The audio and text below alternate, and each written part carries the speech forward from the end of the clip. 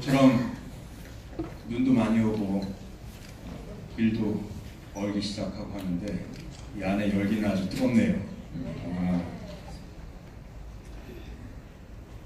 세계인권선언 제70주년을 기념해서 오늘의 세미나를 준비해 주신 대한애국당에게 심심한 감사의 말씀을 드리고자 합니다.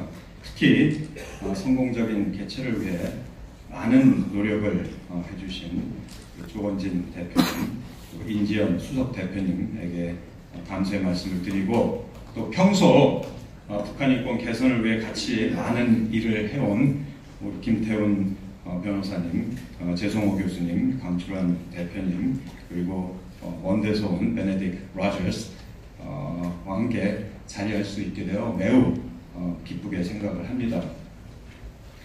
70년 전 1948년 12월 10일 유엔 총회가 어떻게 세계인권선언문을 채택하게 되었는지에 대한 배경 설명을 좀 드리고자 합니다. 오늘 회의 자체도 70주년, 세계인권선언문 70주년을 기념하는 행사이기 때문에 그렇습니다. 제2차 세계대전 내내 인권은 전쟁, 범죄, 제노사이드 등의 잔혹하고 반인도적인 범죄에 광범위하게 시달려왔습니다. 특히 나치 독일에 의해 자행된 유대인의 대학살에 대해 국제사회는 경악을 금치 못했습니다. 아우슈비츠, 트레블링카라는 끔찍한 나치 강제 수용소에서 600만 유대인 포로들을 상대로 벌어진 독가스실 학살, 생체 실험, 고문은 세계를 놀라게 했습니다. 따라서 국제사회가 느낀 강한 혐오감은 바로 뉴른베르크 재판, 또 극동 국제군사재판, 그리고 세계인권선언으로 이어지게 된 것입니다. 일찍이 연합진영이 강조했던 4개의 기본적 인권 분야, 즉 언론의 자유, 공포로부터의 해방, 종교의 자유, 결핍으로부터의 자유와도 일맥상통한 결과였습니다.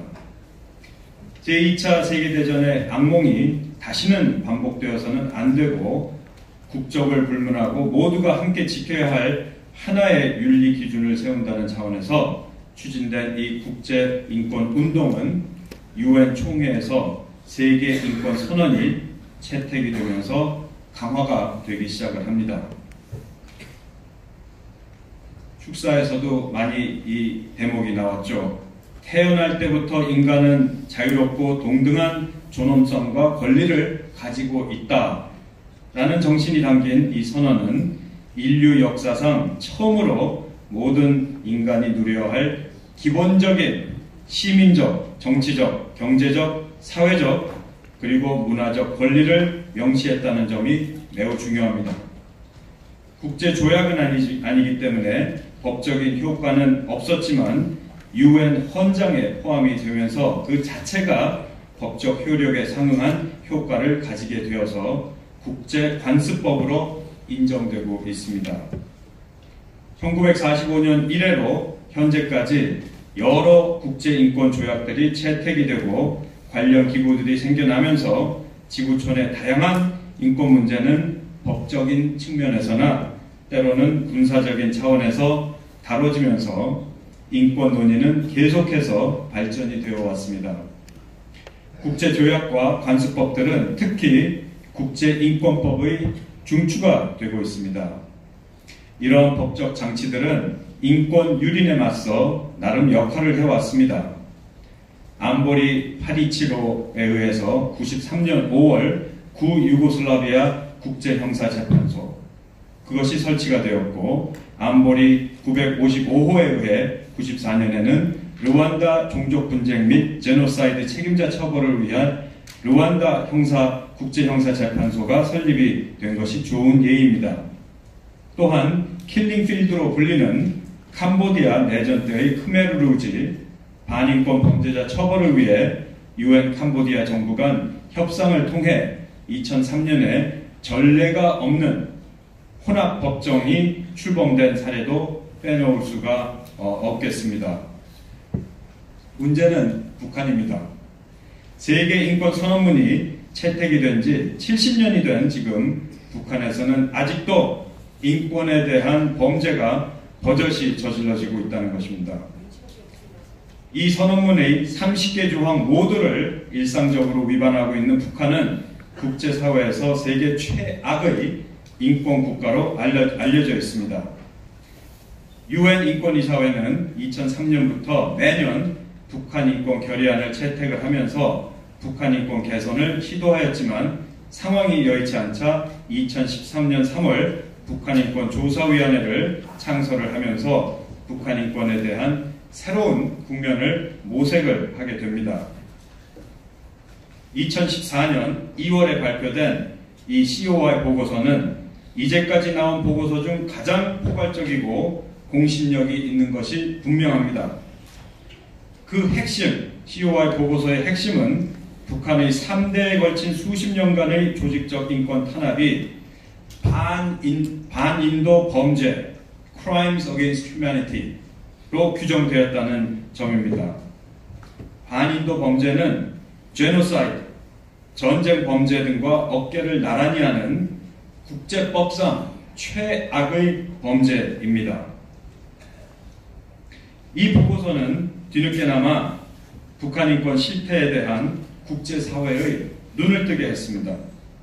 마이클 커비 북한인권조사위원회 위원장은 UN 인권이사회 보고서를 제출을 하면서 지금 북한 내에서 지속되고 있는 반인도 범죄 행위는 우리 세대가 반드시 처리해야 할 문제다라고 강한 의지를 피력을 했습니다. 커비 위원장은 또 북한 인권 범죄가 홀로코스트를 연상시킨다고까지 했었습니다.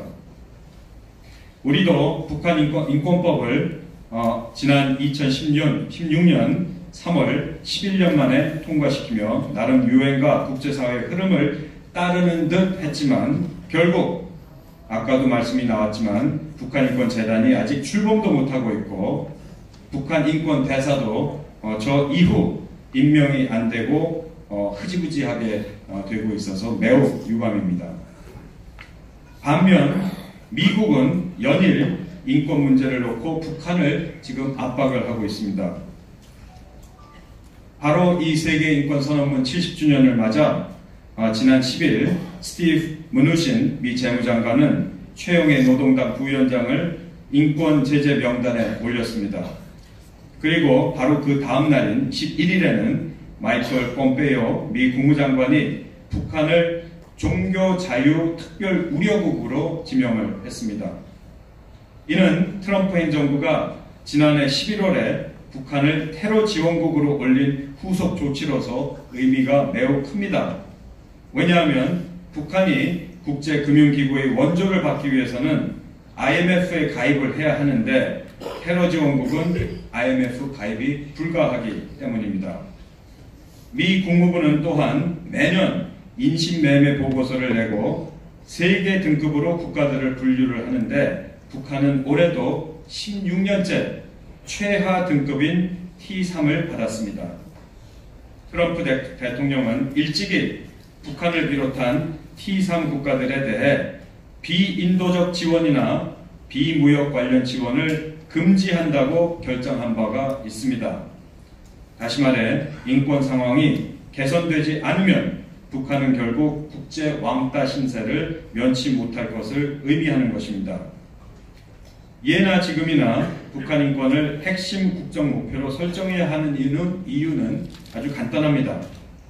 세계 인권 선언문 정신에 부합하고 인류 보편적 가치를 소화하는 행위는 분명히 정당하기 때문입니다.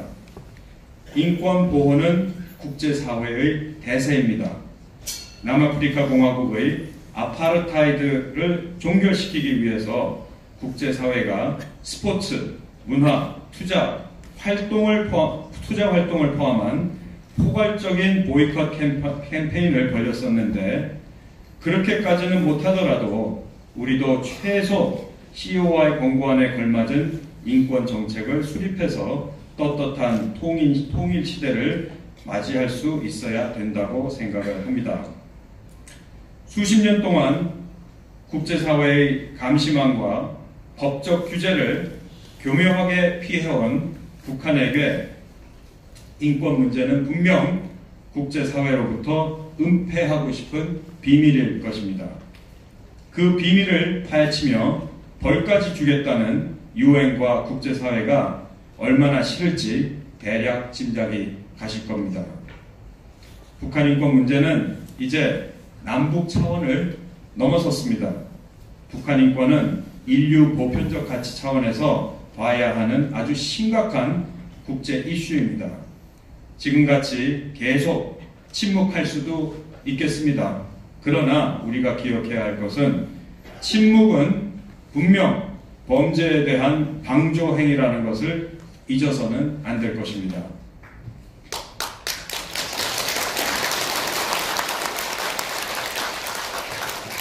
데니얼 골드하겐 하버드대 교수는 홀로코스트의 책임이 히틀러에게만 있는 것이 아니라 침묵한 독일인 전체에게 있다고 히틀러의 충성스러운 집행자들이라는 저서에서 주장한 바가 있습니다. 커비 위원장이 얘기한 홀로코스트에 버금가는 행위를 무관심으로 대한다면 그 범죄의 책임은 골드하겐 교수가 지적했듯이 북한 당국뿐만이 아니라 침묵한 우리 모두에게 있게 되는 것입니다.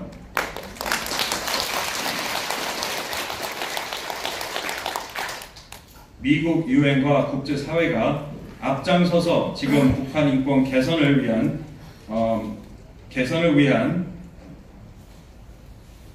행동에 지금 임하고 있을 때 우리의 역할과 책임이 무엇인지 깊이 성찰한다는 차원에서 오늘 이 회의가 북한 인권 개선을 위한 의미 있는 화두를 던질 수 있기를 간절히 바랍니다. 감사합니다.